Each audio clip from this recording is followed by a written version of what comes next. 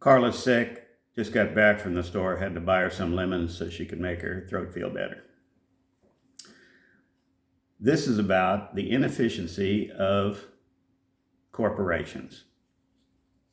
I read a whole bunch of car magazines. Matter of fact, there were only 3 real car magazines out at the time when I was in high school. And just like Ben, being heavy into research on the car he wanted when he got to be 16 years old and he got his 2005 Mustang, brand new at the age of 16. It was a great car and he deserved it. But anyway, when I was that age, I was reading Motor Trend, Road and Track, and Car and Driver. Those were the 3 major magazines. And so I was all up on all the cars. But the most interesting thing I learned in those days was this. General Motors was a giant corporation that was, there used to be a saying, what's good for General Motors is good for America. And they were so big, they went back to the early part of the century. They just kept buying up different divisions. They contained Chevrolet, Cadillac, Pontiac, Oldsmobile, GMC. Later they had Saturn. Anyway, they had a bunch of cars, manufactured divisions. Every division made its own set of cars. And at one time in the early 70s, that corporation made 19 different 2-liter 4-cylinder engines, none of which had interchangeable parts with one another. Think about that.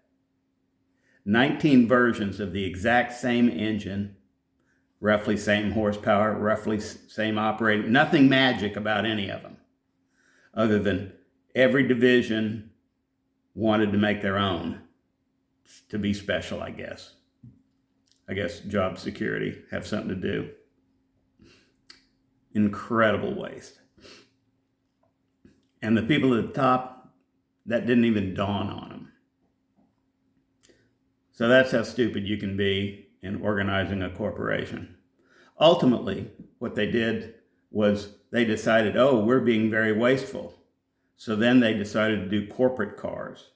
So they'd have one platform and they'd have every division make a car on that platform.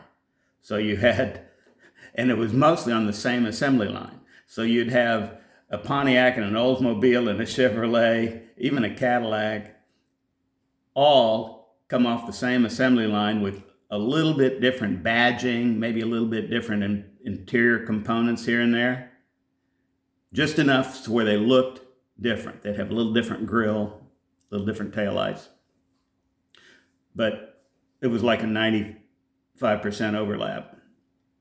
And that was a massive failure too, because nothing was special. It all looked like junk. And when, you know what they say? They say a camel is a horse created by a committee. And you'll learn that what that means is when you get 6 or 7 people in a room, try to make a decision, there's an unusual dynamic that goes on where everybody's afraid to be the leader and everybody's afraid to be made fun of. But if somebody is bold enough to say something that you look around the room and that seems okay, then everybody jumps on it. And nobody really evaluates anything other than in how will I look if I agree or disagree with it. So you end up with something that's driven by personal insecurities rather than what's the job here and how can we do it best. I'm sure by now you will understand that Elon Musk figured out how to beat that system.